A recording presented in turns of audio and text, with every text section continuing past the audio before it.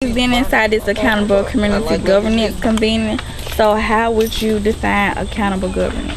Accountable governance is when leadership and those who are in power are fully accountable to their constituents by being knowledgeable about what their needs are, being responsive, being accessible.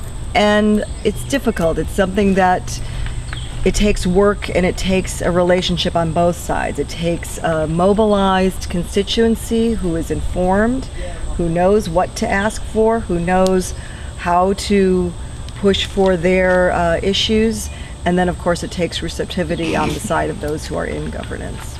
So would you say most people are accountable, or most elected officials are accountable? Yeah, no. No, but I don't think it's, and I think of governance actually is beyond just elected officials. Right. I mean, when I think about governance, I think about boards of different organizations that are in the public service. Right. I think it's thinking about at all different levels of those who have some sort of role and some sort of power that they have attained in various ways on the notion that they're going to be responsive to some other constituency. It is difficult. It's difficult to know the right decisions. It's difficult to know how to reach out and find out what your constituency wants. And I mean, I think that's why the work that SWU and SWAP and Southern Echo do, and the different organizations that also work with you guys do, is so important, because you are both continuing to mobilize and keep people informed and engaged, but then helping them recognize the conduits they need to reach out to their elected officials. So we've been inside of the accountable community governance convening.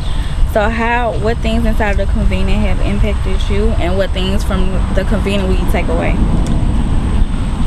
This convening has really been inspiring, and it's been exciting to see the mix of the knowledge across the different communities between New Mexico and Texas and Mississippi, as well as some of the other folks who are here.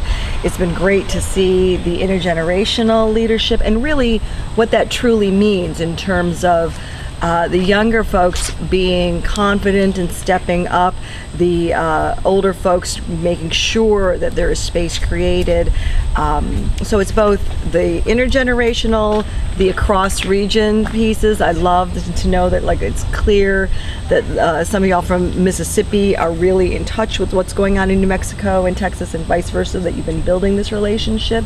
And I think in my work, which is often with foundations, it's a really good reminder of the need to support this kind of relationship building and the kind of process that is needed and the time that is needed to take to build these connections. And the last thing I want to say is that from a perspective of what the rest of the country can learn from the South, it's also a really good reminder of where the innovative work is happening, and where a lot of the fresher new ideas are coming from, in terms of people who are just maybe coming a little bit, in some cases, newer to the working across lines piece, but doing it in, I think, a little bit more meaningful ways than it might be being done in other places. Okay. Any last comments you would like to share, things you'll take away, aha moments, or things you may have heard, anything else? I've appreciated the depth of the connection to the history, to current issues, and the understanding of that. And some of the things that were coming up yesterday were clear that some people were more aware of them because they'd already had some exposure in San Antonio. So getting to see that piece evolving has been a nice aha for me. Okay. Well, thank you for your time and for participating in our interview. Thanks so much.